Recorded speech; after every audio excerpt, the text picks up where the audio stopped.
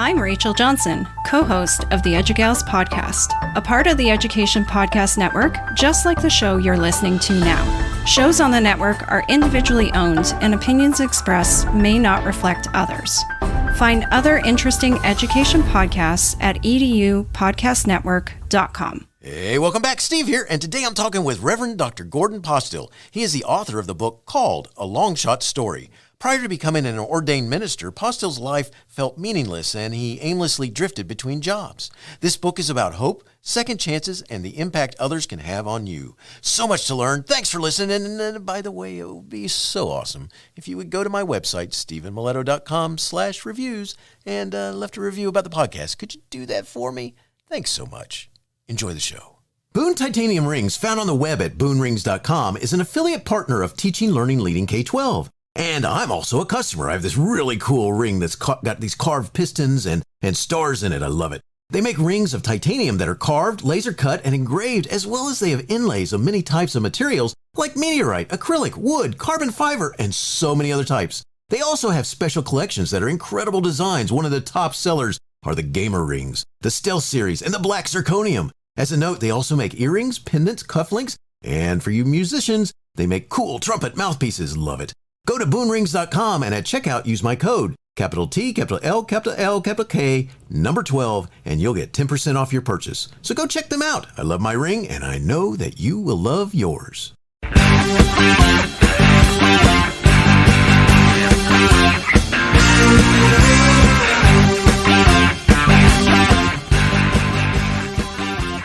You are listening to Teaching Learning Leading K12, a podcast for educators, helping you help kids achieve their dreams.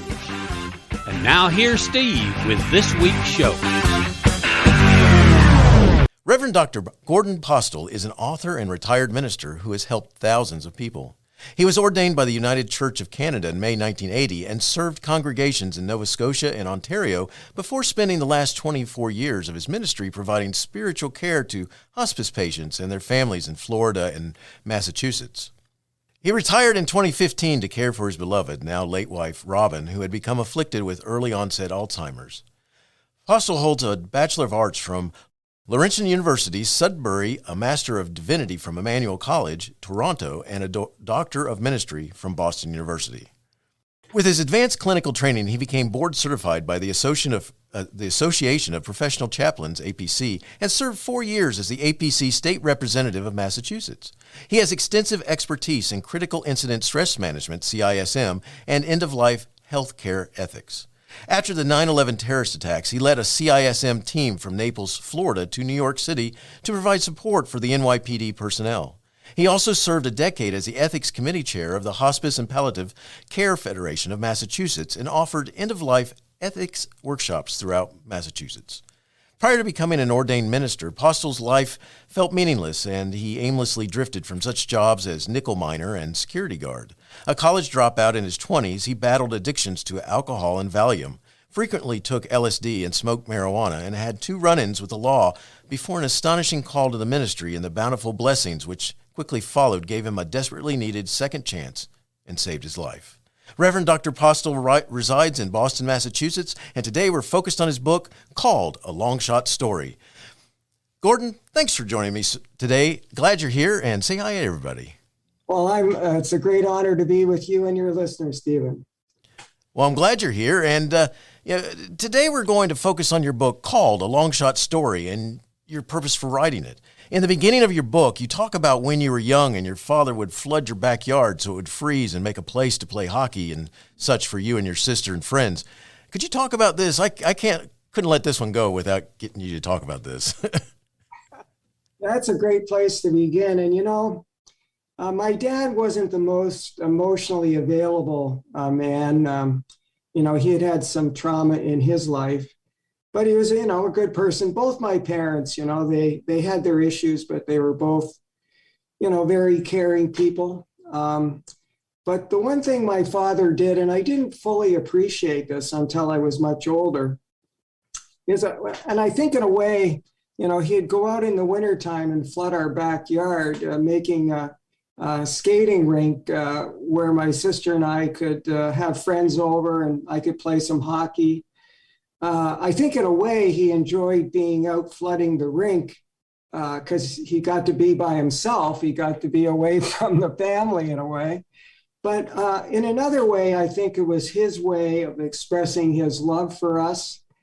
And even though he was not really gifted, mechanically or electrically, he did manage to not only flood the rink, but he would attach floodlights to the clothesline so we could actually be out there at night.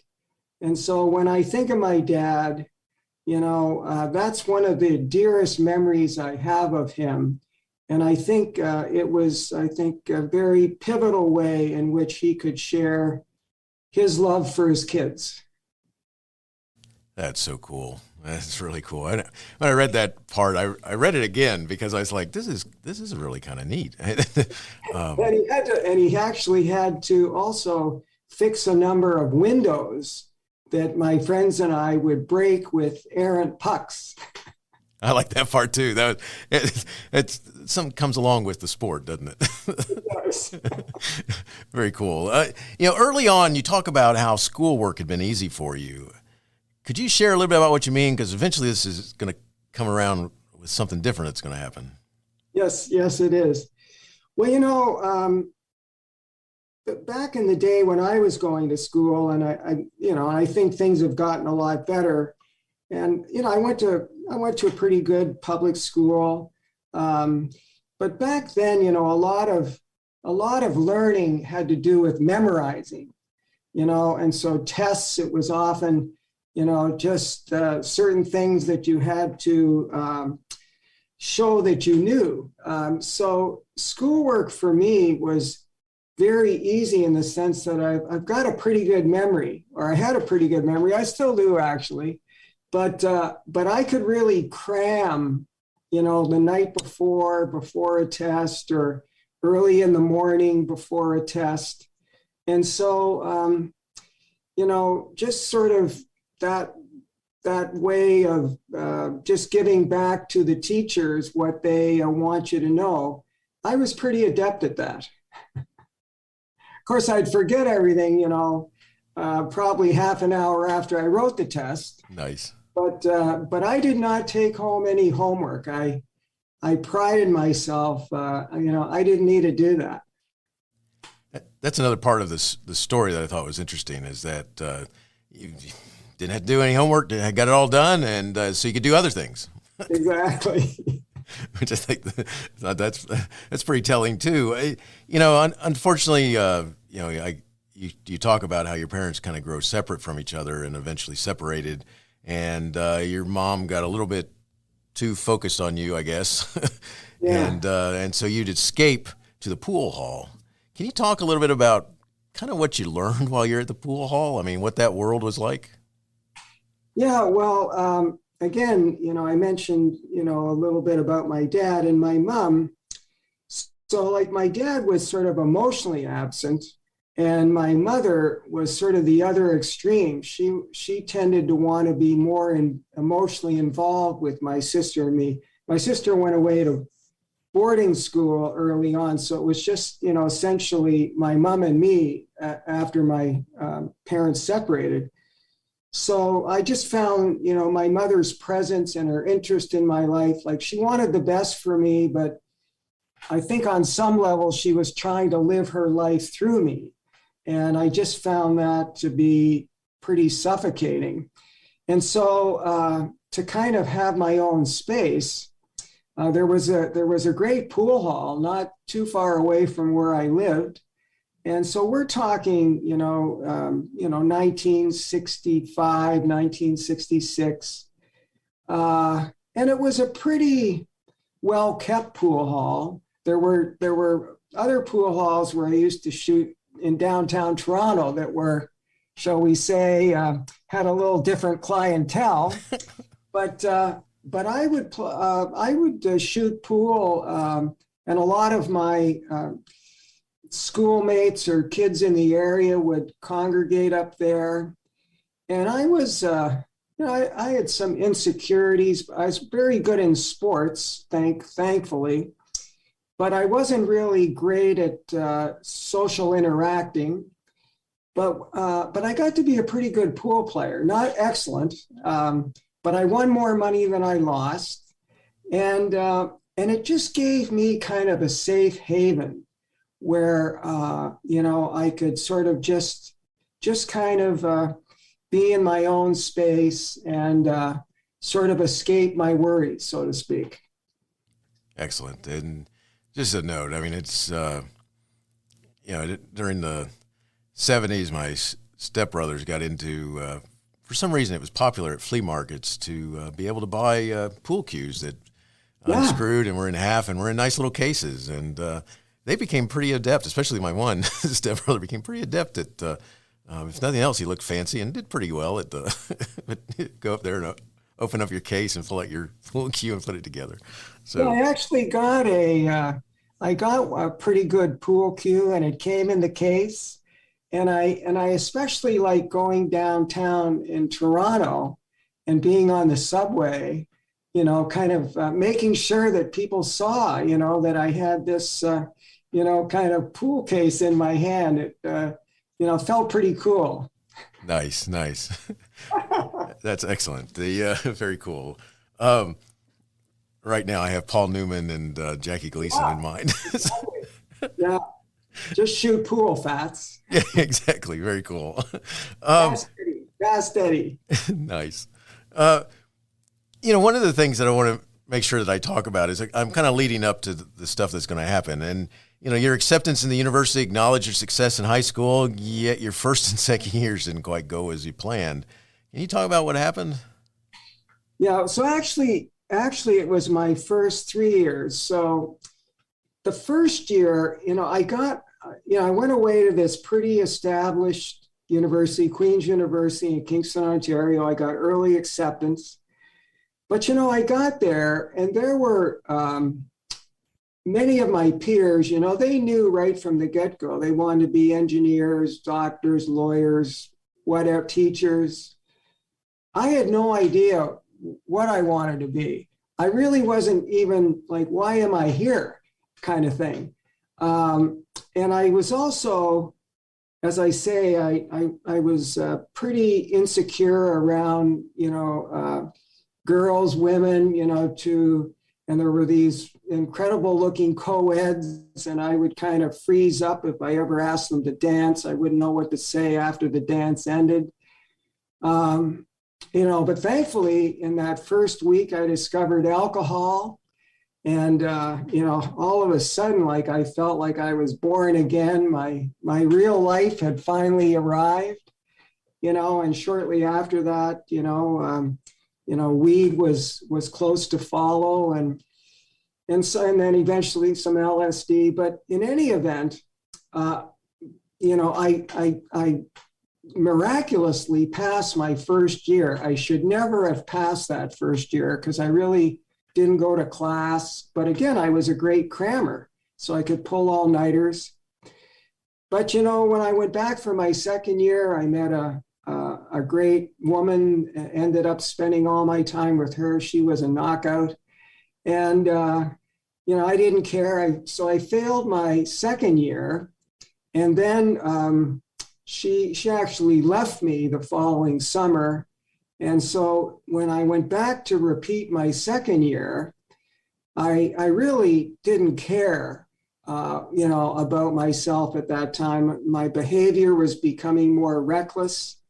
And so essentially, it appeared that I was going to fail the repeat of my second year. So here you have someone who got early acceptance to this prestigious university, barely passed my first year, failed my second year, and really thought that I had failed my third year. And I left really in disgrace, wanted a place to hide, and it took me up to the nickel mines in Northern Ontario. That had been a lot different than those classes. Yeah.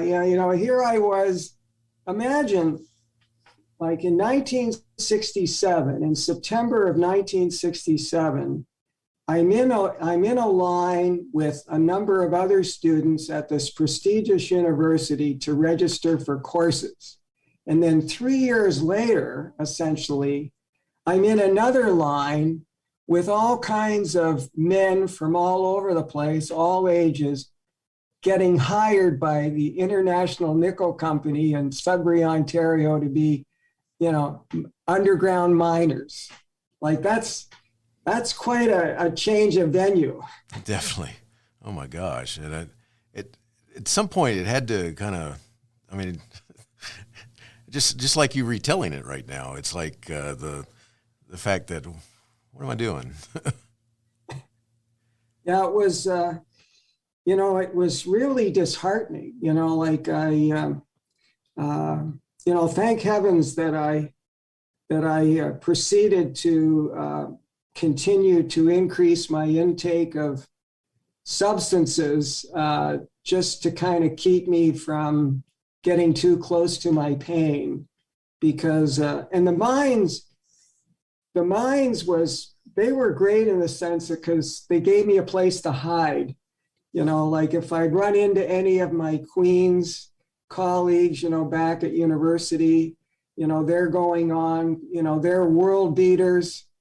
If I had run into them, and I did eventually run into one of them, that would just be so humiliating for me. Now that was the beginning of a very dark 6-year period. And so that's what I want to use that to lead up to your book.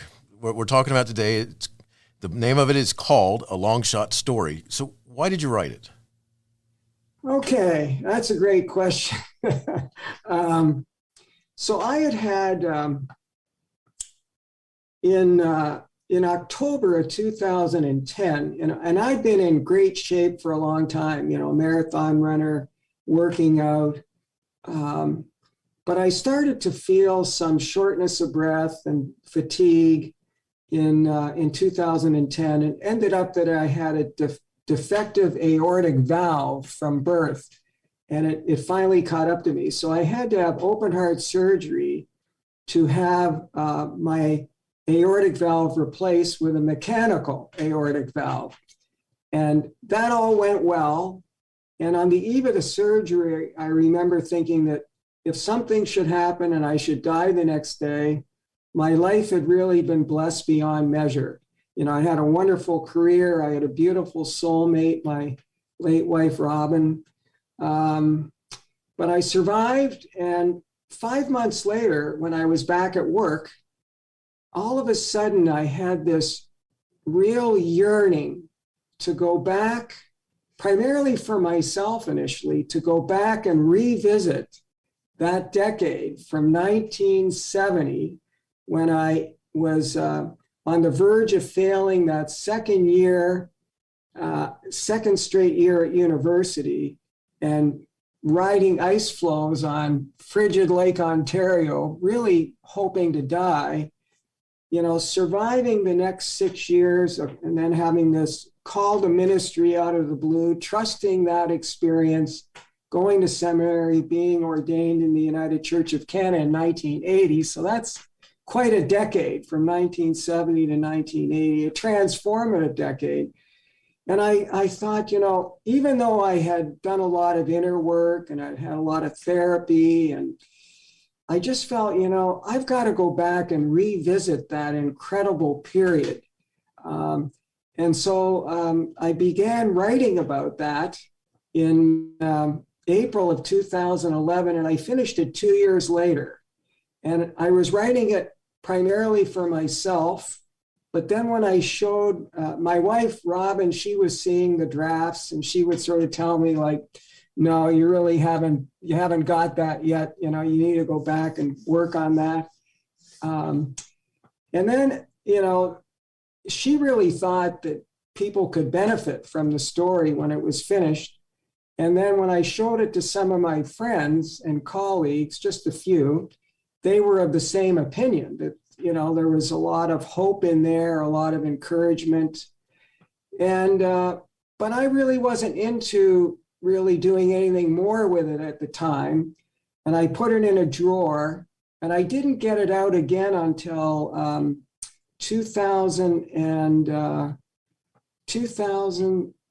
right at the beginning of 2020. My wife's health was declining, and but I had some time.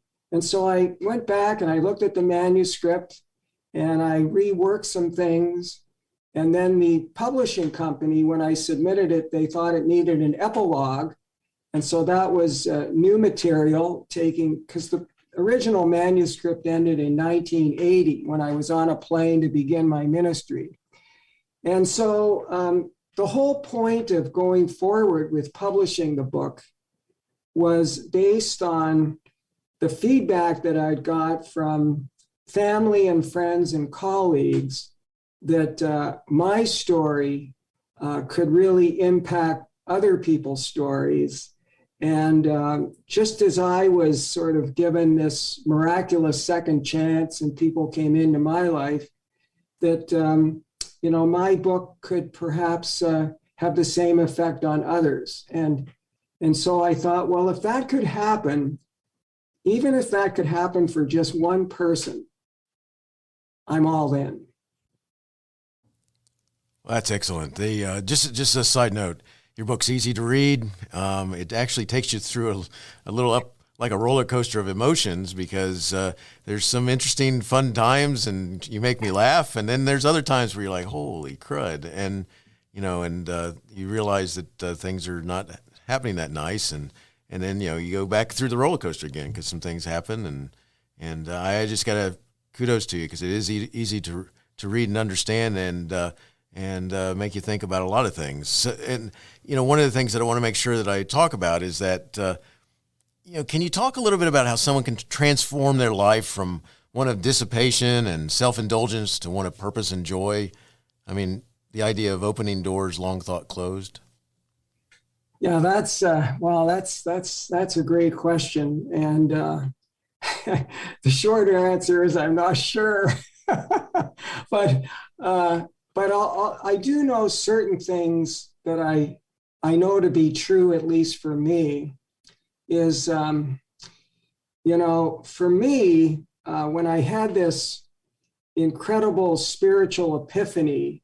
A long-standing non-churchgoer, and all of a sudden, while reading the Bible just from a literary standpoint, not a religious one, and feeling swept to my knees and feeling this follow me, become a minister, which seems so bizarre, absurd. But there was something about that resonated with me, and it gave me a sense of purpose. Like I had long given up on my life ever amounting to much. Quite frankly, I kind of wished that perhaps I wouldn't wake up one morning. I really had nothing to live for that really stirred my soul. I wasn't even sure I felt my soul anymore. So I think for me, what was instrumental in sort of embarking on this transformative journey was I'd had this sense of hope. This sense of hope came to me, and hope is just so critical. So my call to ministry, it gave me a sense of direction, a sense of purpose, and it gave me this sense of hope that, in fact, there could be a life out there for me that I'd long given up on. That being said, it's imperative that you have people that are either in your life at the time or come into your life that can help sustain you on that journey. So like here I was, I went off to seminary in September of 1977, 11 months after this call to ministry. But before I even got to seminary, I had sort of serendipitously hooked up with this prestigious church in Toronto that took a chance on me as a candidate for the ministry. And the staff at that church, they were so supportive to me. Without them, I'm not even sure whether, I would have lasted a week or two at seminary. So I had this church come in. They saw something in me that I didn't see in myself, particularly the senior minister at the time. And then when I was at seminary, within the first couple of weeks, through a woman that I had dated briefly back in the day at Queen's University, who introduced me to a good friend of hers, I ended up being in a relationship with a woman for about a year and a half, who also was very supportive of me. Unfortunately, I had to let go of some of my friends from days of old because my behaviors were changing. I got into therapy again, having the right people come into your life. It was a long process, but I guess what I would say, a truly transformative journey, whether you're, leaving a relationship or you're, changing careers or some kind of radical change. It's not like a one-shot event, it's a long process, and you really have to stay committed to the process. Like those first 3 years at seminary, when I gave up drinking, the anxiety that ensued was really almost paralyzing. But, because of the support and because of the hope that I had received and this sense of faith that, God's love was there for me, that I was valued as a person, that's kind of what kept me going. And I would say it wasn't until about 15 years later that I really began to get a sense like, I'm going to make this. I think I'm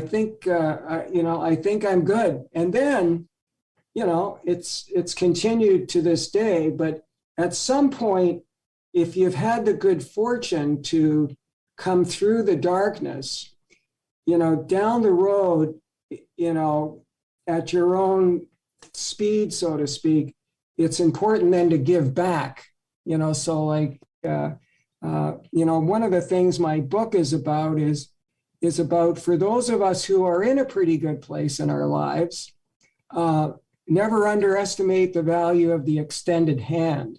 And so, kind of like just being mindful of the imperative to help others in need who are struggling. And that's one, primary motive for having the book published. Well, it's all there. It's powerful. And you have quite a few messages, which you kind of all mentioned them here. And, one of the things that I wanted to make sure that we talked about is, how difficult was it to change course? You basically find your calling, and but how difficult was it to change that course and kind of pursue that calling? Because you talk about a little bit about how you had to jettison some friends and stuff like this. Yeah, it was extremely difficult. And, fortunately, I did have this sense, even though, my family, my friends, they thought that this call to ministry was over the top, that I had lost my mind. But there was something about that. So I had almost like this sense of a firm foundation, or at least relatively firm. And I trusted that. And so that enabled me to pursue this calling. But like, for instance, when I was that first day in seminary, the first morning, with say 40 plus classmates, all who have been very involved in the church, they've all led pretty responsible lives. And then there's me, I know really nothing about the church, and I have a past that they couldn't really relate to. And to just sort of keep breathing, it was sort of like, I've just got to keep focused here. But again, it's very, very painful at the start until you start to get a sense of you're making some headway. But I did not really feel I was making much headway for a while. Gotcha. And I gotta say, one of the things that's interesting about your path that some of the others don't know them, but some of the others that you were talking about that were in the same, there, but they had all this different experience moving forward, is that you experienced some of the things that, take us down these other paths and the different emotions. I mean, you've really experienced it, as opposed to someone who's trying to give you advice based upon their thoughts or what they've taught or what they've been taught or learned. What are your thoughts about that? Because I think. Yeah. So I think, as my life unfolded and, in my parish ministry, but particularly in 24 plus years of hospice ministry, I think the fact that I'd had all those pretty dark experiences and thankfully come through them, but there's no doubt in my mind that those experiences really deepen my capacity for feeling compassion and empathy for others, deepen my sense of tolerance and patience. And it's interesting, like my parishioners and my hospice patients and families, I never really disclose much about my personal life with them. And for all intents and purposes, I look, pretty healthy. I was pretty fit. So I looked like, hey, I had my act together, so to speak. They would never have any idea about what I had been through. But on a deeper level, I believe that they knew. And some of them told me, they said, like, I don't know you on a personal level, Gordon, or Reverend Gordon, they used to call me, but I believe that you know what suffering is. And so people felt a real sense of ease with me. I would be there for them as a compassionate, non-anxious presence. And I could, and I think people had a sense that I wouldn't run away from their pain, because I knew what pain was, and I've done a lot of inner work. If you haven't done your own inner work about your own fears and anxieties, it's almost impossible, I would say, to truly be present to others with their pain and anxiety, because it will just, it'd be too threatening for you. So I guess the bottom line is all those experiences I had early on, they made me a much more, I think, a much more effective pastoral minister. That's excellent. I can see why. And it's just as a note, and it's obvious that what happened here, which is one of the messages of your book, is that, how to take advantage of being given a second chance. And you've done that. So, what are your thoughts about, giving someone advice about, when you get that second chance, it's time to go out there and grab it and do something with it. What are your thoughts about that? Yeah, another great question. And, sometimes,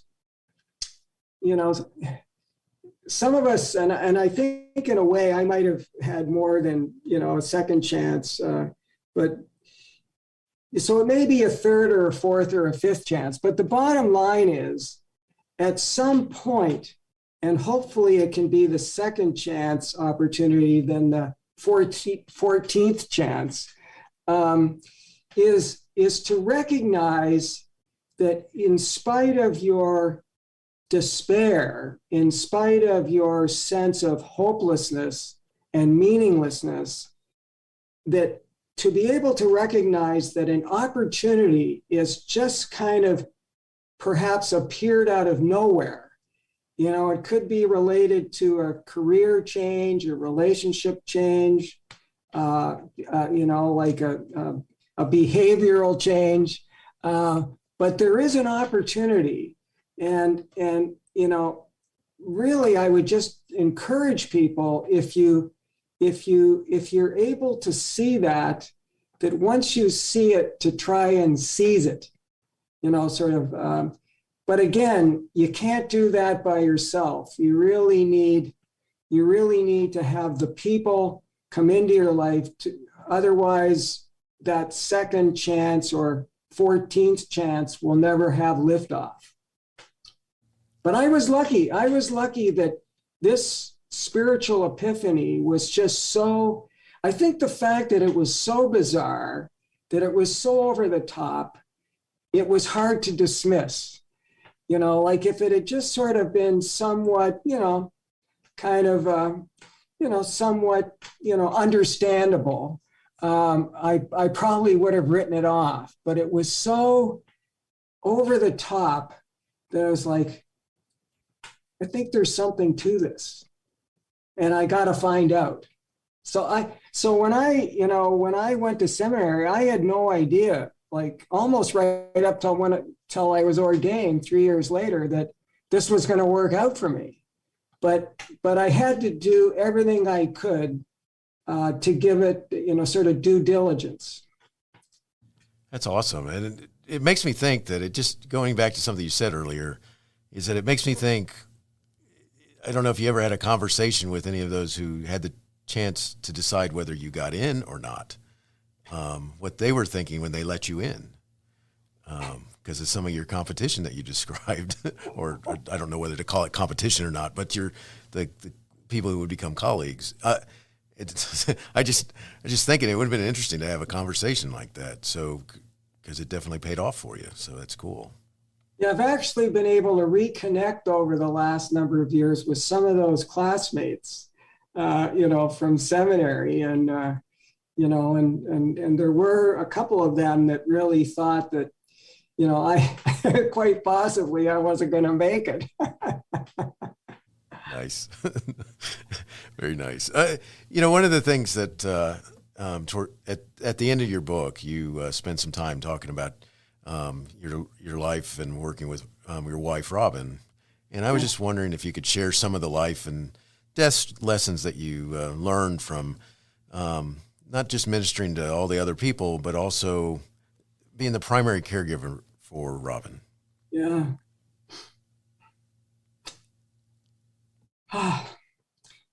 She, such a truly beautiful soul, Robin. And, we met on a beach in Cape Breton, Nova Scotia, out of the blue. She was up from Boston with her sister, and I was attending to what I call my beach ministry. But anyways, we met, and it wasn't too long after that we fell in love and got married in '83. And she was such an extraordinary woman, so gifted, grounded. And as I mentioned in my book, I think her loyalty and her integrity throughout our marriage was critical for me, but especially in those, say, first 10 years of our marriage. She was the key person for me. And we had this beautiful rapport. We loved deeply, and, we felt at ease with each other. And we had essentially about 32 years of enjoying each other. And then she started to develop symptoms of, early onset Alzheimer's. And I quit my hospice job in 2015 to care for her. And really the ultimate ministry for me. Nothing will ever be as meaningful or fulfilling or as important. And it was such an honor for me to care for her in her time of vulnerability as she had cared for me, early in our marriage. That being said, I don't think I could have cared for her with the level of devotion and, just gratitude that I did day after day without learning, all the many lessons from my hospice patients and families and my former parishioners, how they dealt with situations that came up in their families. Those lessons really played a huge role in the manner in which I was able to care for Robin, right up until she died. And, I'm still, it's just been over a year since she died, and I'll be grieving her for the rest of my life. I know that. But at least I know that, I went the distance for my girl. And I was able to go the distance because largely on account of the fact of what I had learned from incredibly courageous and resilient folks over the years that I had provided pastoral care for. Thank you so much for sharing. I mean, I understand how personal this last little bit especially is. So, but thank you, Gordon. Gordon, your book called A Longshot Story is powerful. It's inspirational. And if someone wanted to know more about you and what you do, where would you send them?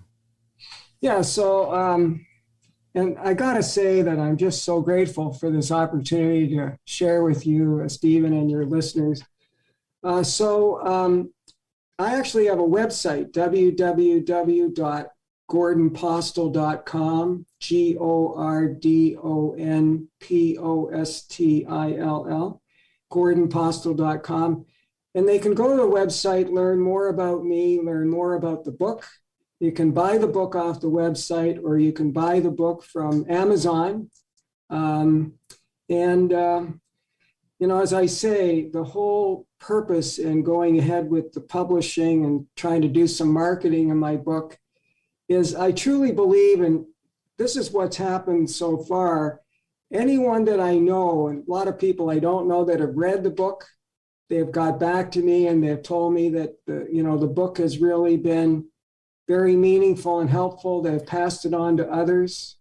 And again, if my book can help folks, particularly those longing for a second chance, to experience some hope that really wasn't on the table for them, if my book can help change that and kind of help them move on with their lives, then Texas Hold'em, the saying, I'm all in. Excellent. And I'll put links to your website in my show notes page, so they'll be able to find your information too, by the way. So good stuff. Gordon, I got two last questions I want to ask you that I like to ask my guests. And the first one goes like this. When so much is going on that you become overwhelmed, what stops you from quitting? I guess gratitude. I just have this, and even through Robin's illness and after her death, I think I have this underlying sense of gratitude, and just try, and this sense of let's, just take today as it evolves. And in my own way, maybe I can help make a difference. And also, there's the adage, one day at a time. But when you're having a tough time, it's one breath at a time. Excellent. Last question for you. Do you have a teacher in your past who made a difference in your life? If given the chance to say thank you, who would it be and what would you say? Absolutely. And I'm very grateful that I had the opportunity to thank him before he died.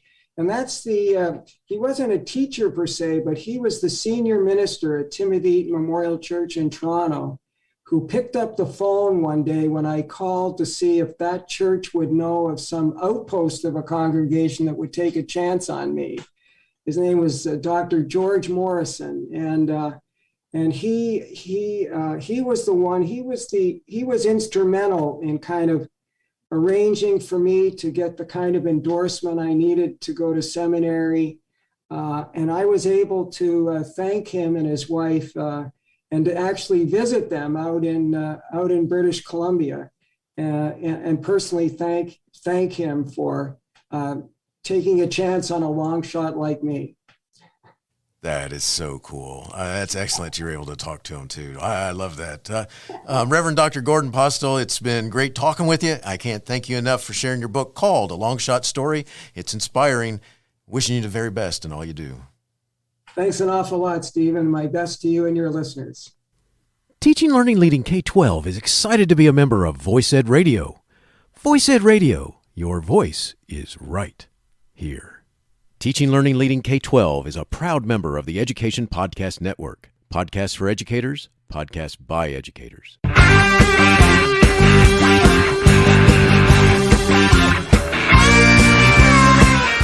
opinions expressed on Teaching Learning Leading K12 are those of the guests and host.